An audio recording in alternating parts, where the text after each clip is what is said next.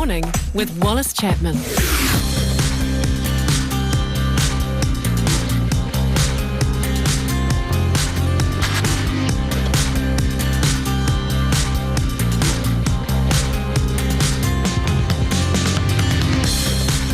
Good morning and welcome to Sunday Mornings with myself, Wallace Chapman. Hope you are staying warm, staying dry, a hot coffee with you.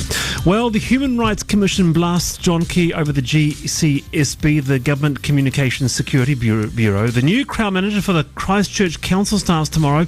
Let's hear the answer. The Sky City deal as a conscience vote. David Shearer, does he need to be given a fair go, or does he need to go? And David Bain, what do we think? From 9am, the soundtrack to your life this morning, Conservative leader Colin Craig. We talk sex, getting high, and just how does the moral mind of Colin Craig work. And from 10am this morning, from 10 this morning, the new psychoactive substances bill is law, and with it major restrictions on retailers, in particular dairies, who will no longer be able to sell these legal highs. What will the ramifications be, and just actually what are legal highs for those of us who have not taken them? With us now we have, Rodney Hyde. Good morning to you. Good morning, Wallace. And we have Selwyn Manning, journalist. Good morning to you, Selwyn. How are you this morning? Yeah, very good, thanks, Wallace. What about you, Rodney? Have you ever taken a party pill or a dance pill or a legal high? Or No, never. In fact, I find it very strange because, most people we've learned to be pretty careful about what we eat and what we put in our mouth, and then people go along to a party and someone will hand them something and down it goes. I'm sort of quite shocked by it, really, because, the damage these chemicals can do. I mean, even those notwithstanding the fact that, the pills themselves might be bad, but you don't know what they're laced with, you don't know what's gone on, you don't know whether they've been contaminated. Yeah, but they're legal, though. They sell them in dairies. That's the thing. Well, unfortunately, you have more respect for government than I do, Wallace, because a few guys in a white coat says it's okay to eat doesn't mean that you should take it. So it's not a beat-up, Selwyn, this whole legal high thing. Yeah, but first, it sounds like those ACT parties are shockers, Rodney. You walk into an ACT party and next thing people are offering you white powder. Silence for Rodney there. Well, I don't know what that is about, so I'll just have to pass. No, I was just reflecting back on the early 2000s. I think there were some ACT Party members who may have even been sacked, or workers, I think, that were caught in the not Beehive complex, the parliamentary complex, smoking a bit of cannabis. Actually, that's true, but it was the Green Party activists. No, it was ACT press secretary, if I remember right. No, I can promise you're wrong. Oh, we have to dig down into the archives and have a look, Rodney. But what do you reckon, just quickly, is it a bit of a beat up, the legal highs? I mean, Selwyn, what do you think of this? I mean, well, they're legal, they are, okay, some of them may be a bit off the wall, the K2s or the Pineapple Expresses, but I don't know. Well, I think, that it's a debate that's been going on, and I do think that I'd go in favour of getting rid of them, to be honest. In the sense that I think Rodney is absolutely right. You get these kind of things offered to you, and what's it lead into kind of argument. I think that's where my cautions sit. But to what degree? Why I'm asking this, because it's been promoted as a good a safe good time. I mean, people like Matt Bowden made millions of these sorts of things, and he's saying, look, I mean, you can get a carbohydrate chemist to change an atom or what have you, and all of a sudden you've got a new pill. Well, exactly. This is where there's got to be a proper test, and I kind of don't like the idea of the poor old animals getting tested on this kind of stuff too. It's slightly different kind of area, but yeah, I mean, if it was something like flour and water, well, that's ridiculous, isn't it? With some party pill kind of thing written across the top. But when you're starting to get down the track where it's actually avoiding the law, it's a problem. Isn't there a deeper issue here? And I mean, I think New Zealanders are particularly prone to this, and Australians, that we do like getting off our faces. The world does. Germany, Britain, US. I think you'd find that New Zealanders tend to be, high up there, and that's the bit that I don't understand, and we can pass all the laws that we like. I mean, prohibition itself didn't work for alcohol, and I find it sort of troubling when you live in a world of peace and relative prosperity. There's such a lot of opportunity, there's such a lot of excitement, and to me, this running around sort of making laws about particular chemicals. Come on, Rodney. I mean, are you seriously saying that you don't know why people want to get high? A common human interaction and reaction?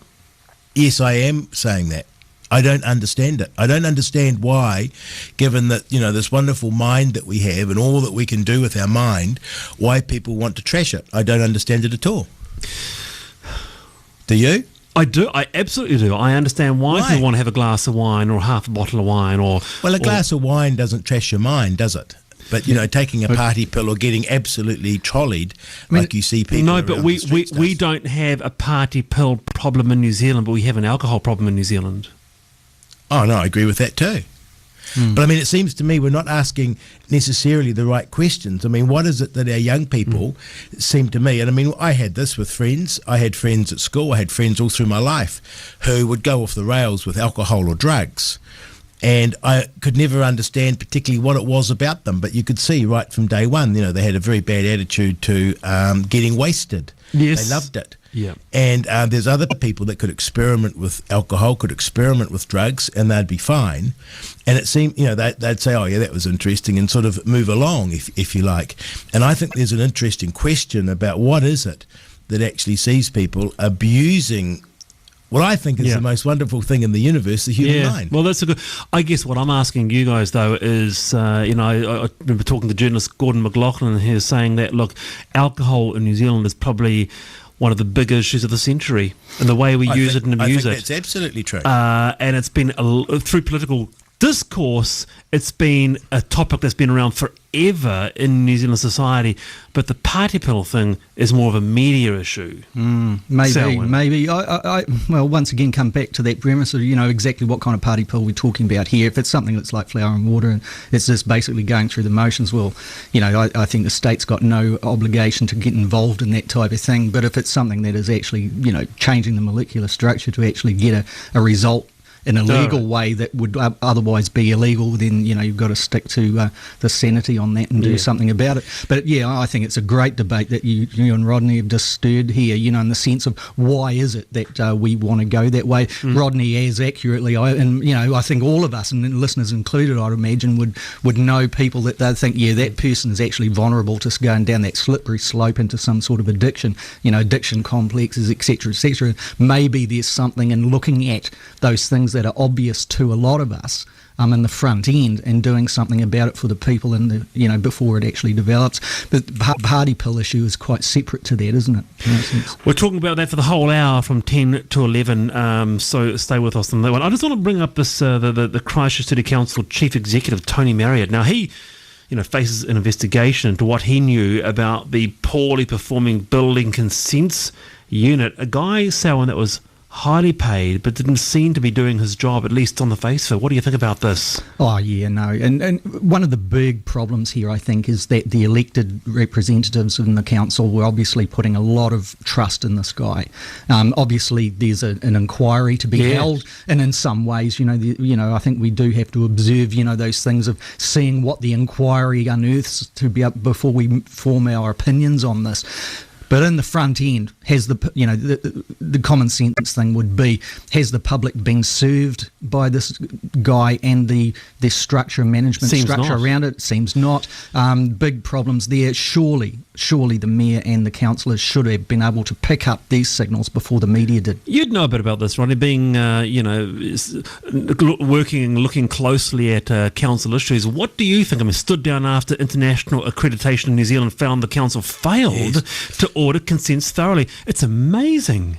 It's an amazing story, and I've been following it closely. Here's the thing: the chief executives of councils in New Zealand have enormous power. And if you get a bad one, they can wreck the council for a generation or more.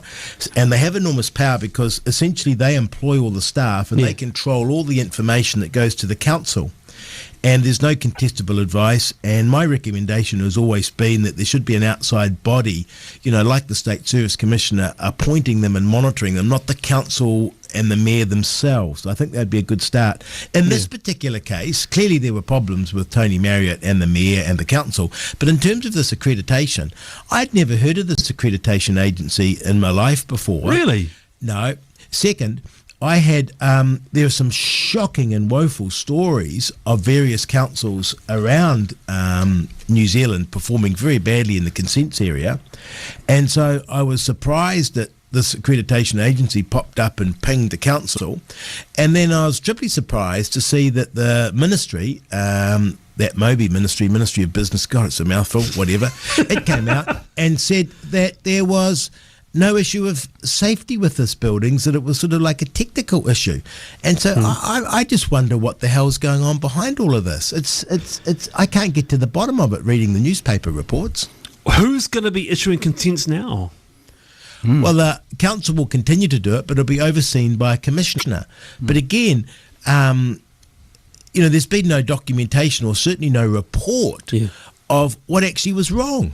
I've got a consent, say I've got a consent from the council and I built my building and the council's consented it.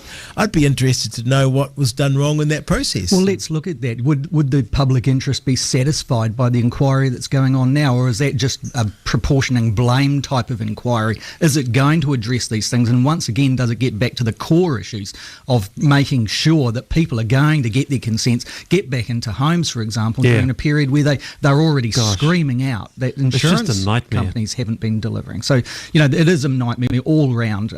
The public face of the council, Bob Parker, obviously was the right person at the right time when the earthquake happened, but it seems that the problem has been so huge, also with the dabbling of Jerry Brownlee and others in the mix, it must have been a nightmare for all concerned. But if this inquiry unearths some of those fundamental problems, and then in the medium term we've got a commissioner in there sorting some of these things out, well, hopefully the Christchurch people will be able to be satisfied. But Rodney is right. You can't make head or tail of it at the moment. And if I was living down in Christchurch, you'd be out there banging on the doors saying, tell us what on earth is really going on now for us. I can completely understand the frustrations of a homeowner in Christchurch, I tell you what. 21 minutes past 8 o'clock, we're with Rodney Hyde and Selwyn Manning. Back after the break, we're talking Labour and David Shearer. It's Sunday morning with Wallace Chapman. 25 minutes past 8 o'clock. Texts are coming through. To join that, you can text live to 3920 and then your message about the topics. Now, the Labour leadership, David Shearer, let's start with you, Selwyn Manning. Do you think that he needs to be given a fair go? Do you think there was a letter? What do you think? No, there's a disinformation campaign that's going on, and if David Shearer wants to get a fair go on this type of thing, he needs to start looking at his party too and asking for it there.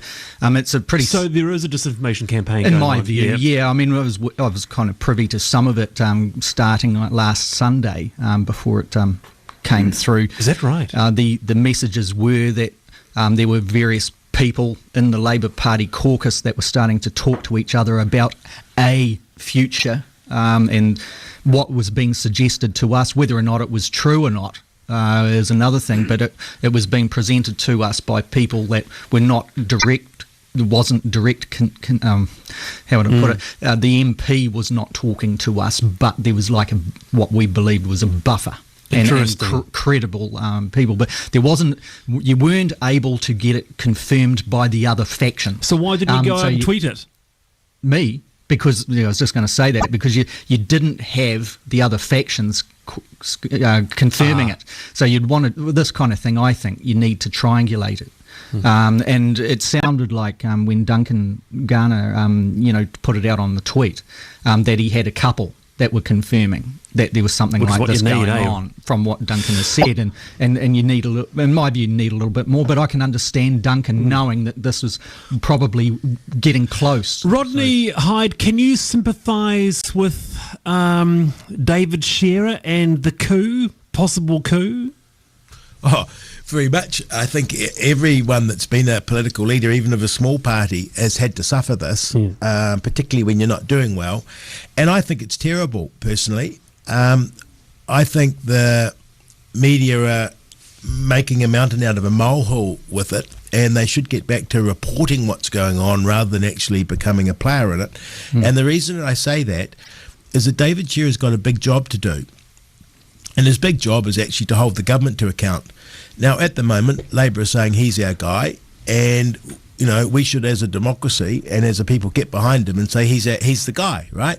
And if Labor decide to change him, then okay, let's change him. Yeah, but it is an issue, though, I think, Rodney, when you've got a campaign of destabilisation going. That is a story. That is a story. That is an issue that the public needs to know about. Yes, but I don't think journalists should play along, and I'm very serious about this. They shouldn't play along with MP saying, oh, yeah, we're going to roll David Shearer, but I'm not going to go public about it or anything. Why shouldn't they play along with that? Because actually, that's a destabilisation campaign. They actually don't have the numbers. What they're trying to do is rip the guy to bits and get their person installed. Exactly, but that's an issue.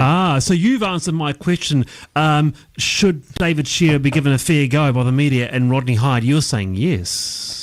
Absolutely. I don't think that the media should take part in destabilisation campaigns and coup attempts. They're not parties to the coup. But they should be reporting it. They can't report it, Selwyn, if they actually can't back up what they're saying. Oh, no, that's absolutely right. Duncan, in this case, tweeted that there was a letter going around, and we now know that wasn't true.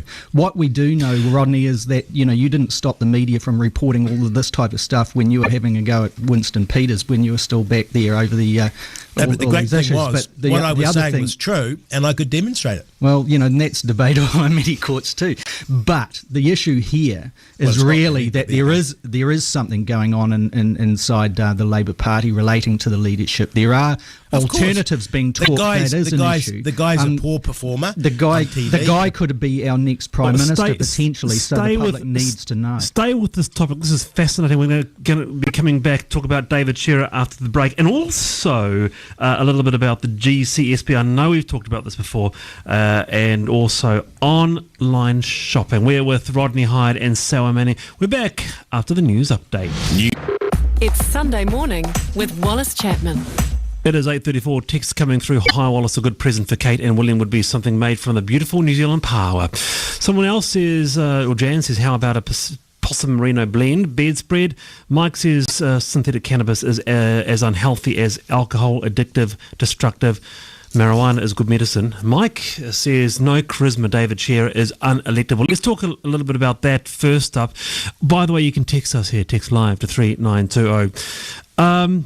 Rodney, David Shearer himself, is he the person to lead Labor into the election? Well, that's for Labor to decide. And I think what's happened here, it's a classic case. Helen Clark had the same thing. But what Helen Clark did over the years was stamp a very strong authority over the party. And the thing I like about Labor, it is the party of ideas. And so there's a lot of debate and a lot of factions and all the rest of it. Whereas National just sees itself as keeping Labor out of office, and therefore they behave themselves, and they don't have this unseemly stuff. And so with Helen Clark going, it was always going to be very fraught for the new leader because all these tensions and rivalries would come to the fore. And so David Shearer has inherited that. Clearly his TV performance is poor, in my view, and his media performance is poor, but that can't be helped by the fact that he's got a bickering caucus. And I think it's sad for New Zealand politics, actually, because I like a good, strong opposition. And the silly thing is, the way MMP works, he's within a cooee of actually being the Prime Minister. A good election campaign, and it'll be a Labour Green government. Ooh, that is an interesting idea, Sam. I'd never thought of it like that. Labor as a party of ideas, and National being the party that tries to keep Labor out of office. Well, it's an interesting kind of position. I think Labor is the party that has stimulated ideas. It's also inherited a lot of ideas from other parties in the centre-left area particularly. It's also one of those ones that is prepared to reform, and under the National, if you're stereotyping National as one of conservatism, which is not necessarily there. So in some ways, take the left-right kind of economics axis out of it. There are some reformist kind of elements within ACT that would, and makes sense what Rodney is saying, and Labor. That's interesting. They're preparing to give it a go. Getting back to David Shearer, I think, that is the big point here. I think the public needs to be able to see an opposition leader, a leader of the Labor Party, being tested in a most aggressive way so that they've got a pretty good idea on how that person is going to perform once they are Prime Minister. This is a very, very, very important place where David Shearer is now. If he is going to win this debate, come out stronger for it, then those concerns that many may have about whether or not he is Prime Minister talent may be put to rest. But if he does not actually come out on top of this, well, then Labour is stuck with having to do something about Someone was saying, and maybe Rodney you might know about it, being a leader, former leader yourself, but behind every leader there's a strong person like a Heather Simpson or a press secretary that guides you, coaxes you, tells you that you can do it, you're worth it in a sense. A Sir Gordon Titchens, perhaps, a person that really moulds that leader. It's not the leader himself or herself.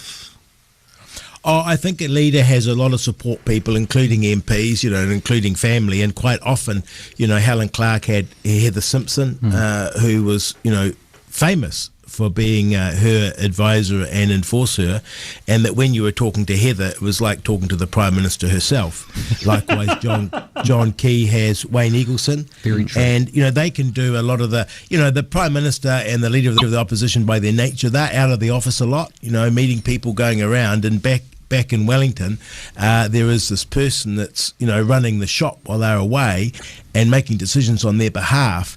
Now, David Shearer, I think, because he's so new to Labour, in the sense he's been overseas, because he's so new to Parliament, he hasn't got that team. And it's very clear that others have, particularly Grant Robertson, who's my local MP. He has been working for Helen Clark in her office. He understands and then he's the party. Moved into Parliament. He understands the party. He understands the machinery of Wellington. Wellington, yes. And so he's in a much better space, if you like, to control the party. But poor David Shearer's being kneecapped. And, of course, it only takes... Look, in a Labour caucus, you'd only need one MP causing trouble, two MPs causing trouble, and you can have media stories on slow days running endlessly.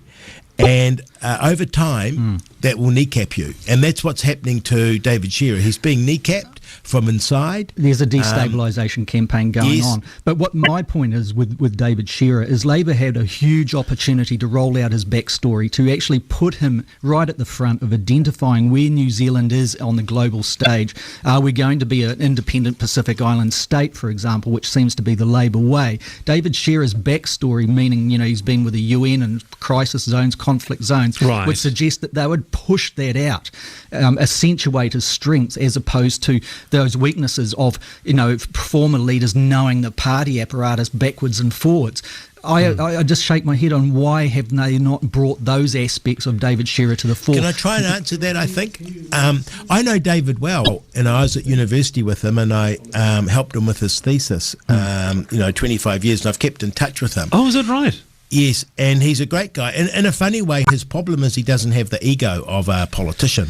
So his backstory is something that he's got that Kiwi reluctance to sort of promote and talk about. Well, he's a leader now. He should be out there pushing. But more particularly when you're in opposition, and indeed when you're Prime Minister, you don't set the agenda as much as you would expect, because the sort of agenda gets set by events and by what's happening in Parliament and what's in the news. And if David Shearer went off and gave a great backstory speech and about New Zealand's independent place in the world, it wouldn't get reported. No, but you can whistle that up. You can see that kind of strategy. Well, you must have much greater ability than anyone I know, Selwyn. Oh, that's very kind of you, Rodney. You brought a smile to my face. All right, hey, this is absolutely fascinating stuff, but other topics to get through. We're with Selwyn Manning and Rodney Hyde. It's Sunday morning with Wallace Chapman. It is 8:41. Let's talk a little bit about, it seems like every time we are on the radio with Selwyn and Rodney, we're talking about the Global Communications Security Bureau and the saga around that. Maybe it's the story of our time in the last 10 years in terms of the government spying on its citizens. This is quite extraordinary. Now, you both written about it. What do you think about this, Sam? What's the latest on this for you? Well, I think the latest is this interesting juxtapositioning that's going on between the Prime Minister John Key and the Human Rights Commission. You've got the Human Rights Commission coming out and saying, basically, it's slagging off the GCSB legislation. It's saying that it recommends a full and independent inquiry, a stronger accountability and oversight, amending the bills itself in line with the submissions of the New Zealand Law Society, etc., etc. And you've got the Prime Minister saying, well, this submission came in late. If they can't get their act together, they shouldn't get government funding. And then you get the Human Rights Commission saying, well, this isn't a submission, this is our recommendations. And that underscores this fact that there was limited time for people or organisations to submit in a comprehensive way. Getting a Prime Minister who's in charge of the intelligence agencies whacking the Human Rights Commission for coming out with a recommendation and threatening to it smells a bit off. Rodney, do you think that smells a bit off? Totalitarianism. Oh, look, you're in a totally no-win situation with this legislation, and indeed with the GCSB by your very nature, because it's covert work, it's intelligence work, and any discussion of it, you're going to take a hiding to nothing on it. The original legislation was passed back in Helen Clark's time. I served on the Security Committee alongside Helen Clark. Interestingly, she would never talk about the GCSB or indeed the operations of the SAS. And I noted that when John Key became Prime Minister, he was much more open and relaxed about talking about what the SAS were up to and the GCSB. Not anymore, though. Well, I thought it was a huge mistake because in a funny way, if it wasn't being talked about, it wasn't an issue for Helen Clark, and it's become a huge and damaging issue for John Key. First, because we're very suspicious of state spying. Second, because he's struggling to get the numbers to get it through.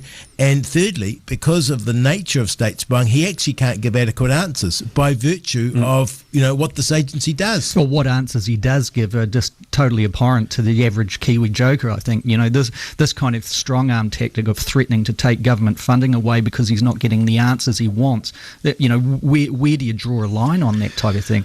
Yeah, but maybe this too, the average joker, and look, I'm not being rude, but, the average joker doesn't really care about the Human Rights Commission, and they don't care about the GCSB. But what they do care about is, security.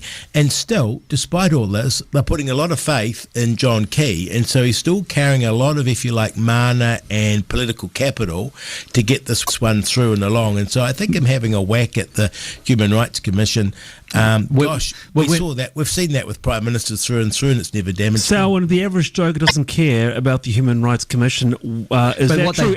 And will the spying be an election issue?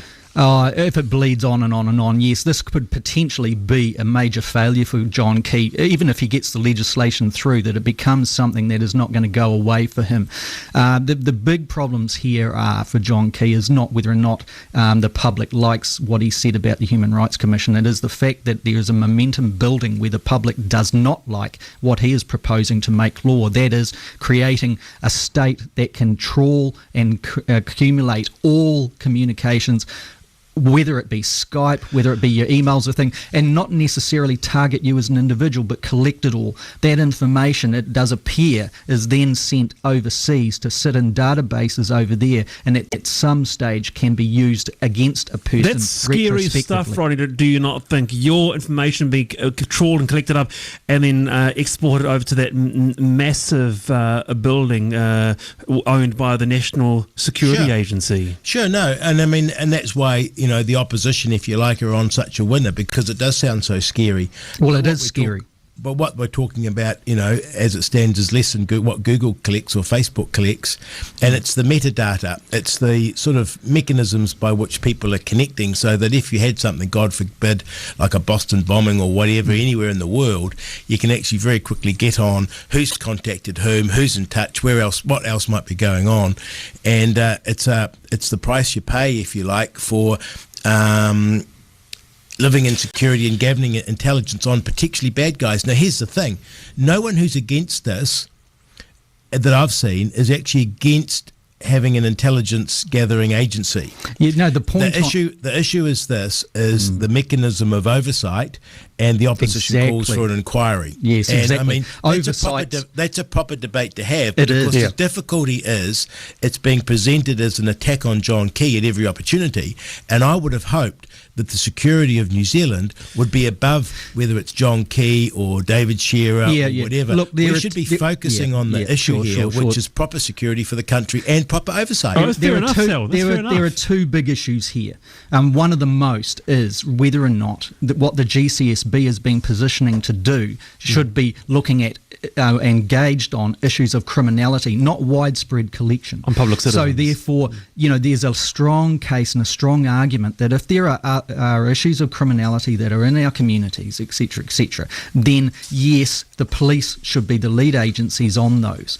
All this trawling and sending data back is another thing, and we have people like, in Britain they're proposing to even start to discuss similar legislation there, and you've got the former head of MI5 coming out saying, "Don't go there. This is ridiculous. This is a state power grab." Gosh, this is almost back to the Cold War stuff, isn't it? It's 12 minutes away from 9 o'clock. We're with Rodney Hyde and Selwyn. Now, after the break, we talk David Bain, and we also talk about the Sky City deal as a conscience vote. All that and more back soon. It's Sunday morning with Wallace Chapman. 8 minutes away from 9 o'clock, welcoming your feedback, radiolive.co.nz, the Sunday show page. My email address is right there. Love to hear from you. Getting some emails right now. Also text live to 3920. If Rodney Hyde was Labour leader, they would win with a landslide. They need a political pugilist with a heart of gold like Rodney. So there you go, Rodney. That's my mother. She's lovely. Well, there you go. Someone else says that's what the opposition do, or they can do. Have ideas. I wanted to bring up the subject of David Bain. It's been in the news, and it's the conversation you cannot get away from, Selwyn. Whether you're in a pub, whether you're at the office, or whatever. Who did it, David or Robin? And also this latest allegations, I guess, or the evidence that have come out with these 2 marks on the thumb. What's your viewpoint? My viewpoint is on any issue like this, particularly on murder trials, that there is the burden of proof is a part of the thrust of the state. That burden of proof, if it's going to be accepted that the person is actually guilty of something, well then there's that test beyond reasonable doubt. Now there is significant doubt that has crept in over the decades on this particular thing. And it's got to a point where, that's been proven that it was beyond reasonable doubt factor in the courts. The more and more evidence that comes out now, like, for example, the fingerprints that Joe Karam Those two released, smudges, perhaps. Those 2 smudges, etc., etc. And then the fingerprints that the police relied on were taken the day after that, and the fingerprints that Karam has produced with the smudge alleging that was the magazine being placed into the rifle, well, they were put to the side on the basis that the police forensic information that was coming through was saying that they were of a poorer quality, so they went and got ones the second day, but the smudges were gone then. The big part on this, that just it rocks my brain is that the police are saying that those marks on the thumb were potentially cuts or that type of thing. Yes. Now, they didn't show on the fingerprints the day after, and also when the autopsy was being taken, there were photographs taken of every inch of that person's body that showed an abrasion, etc., etc. Why did they not? If they were a cut, that's right. If they were a cut, Rodney, where do you? Well, firstly, have you been fascinated by the case? Have you followed it much? Not until recent times, and here's my view of it. I mean, when the proper evidence was put in front of a jury, they found David Bain not guilty, and the government contracted Justice Ian Binney to write his report. The former Supreme Court judge. Yes, and you can't get much bigger than him. I read his report. It was a wonderful example of fantastic legal and forensic reasoning, and very clearly written, and utterly persuasive. And the police treated David Bain contemptibly in terms of how they went about their process of that investigation. And I think the government, Judith Collins, made a terrible mistake not accepting the report forthwith. After all, they paid for it, and finding the conclusions disagreeable to them. What happens though if a person, even from the outside, oversteps the mark or oversteps the mandate? Apparently that's what he did. Well, apparently. But I don't believe for a second, and I've read both his report and the report that Judith Collins commissioned to demolish it, and I don't think he did at all. He was very, very clear. I mean, the guy's a very clever man, and I just think the treatment alone, put aside the murder, put aside the character assassination of Ian Binney by one of our senior politicians, and then the fact that David Bain and Joe Cowan weren't allowed, or his lawyer weren't allowed to see that report, and in behind that, secretly, the government is away getting another report done so that they can demolish it. It was a shocking treatment. To me, there's a common thing here that when this particular government doesn't like what it's commissioned, it doesn't like what it hears, it discredits that person or that individual to the point until they're compliant. With this particular case here, it seemed, I agree totally with what Rodney is saying here. Binney looked like he had his findings there. He drew his conclusions from that in a forthright manner. That was what his job basically was. What his job. If he thought that the guy was innocent, and he based that on his own findings that he was commissioned to do, and he held back and didn't say that, surely he would be negligent in what he was given, in the purpose of it. It's so interesting. I've got to move on. A couple of minutes left. I just want to ask you guys briefly, what do you think about GST on online shopping? Firstly, Rodney, what was the last thing that you bought online? Oh, a book, a Kindle book. All right. But I buy online all the time, and I love it. Do you? Yes. All right. What about you, Sam? What was the last thing that you bought? I think it was probably a Kindle book too. I think, one of the New Zealand writers. Okay. But I think this is just another tax grab by the government. It's looking at every opportunity where it can get away from one form of taxation, meaning income retailers tax, to commercial-based. Bricks and mortar retailers are asking for it, though. Well, they may be, but this fits with the government doing a grab for consumer-based taxation, and I kind of think that it's on this area. You're getting away scot-free, though. I mean, not paying GST on online stuff. I would rather see that people who were earning a particular amount paid their fair share, meaning the upper income area paid their fair share in income tax, than to try and expand the consumer taxation based via GST. What about financial transaction tax? Right. That type of thing is an alternative. Very interesting. Very, very briefly, GST on online. Rodney? No, well, the rule's always been if it's under $400, you could bring it in, and that's the rule that I follow. All right, very good stuff. Hey, Rodney Hyde, thanks for joining us this morning. Fantastic stuff. And Selwyn, good to have you in as well. Thanks, Selwyn. Okay, mate. See you soon. That is us. What do you think about that? You can text us. Text live to 392 on your message. And also, really keen to hear your emails on all those issues, radiolive.co.nz. Go to the Sunday page. And and my email address is there. And you'll hear this panel the whole hour. That'll be up online at the end of the day. Fantastic stuff. Selwyn Manning.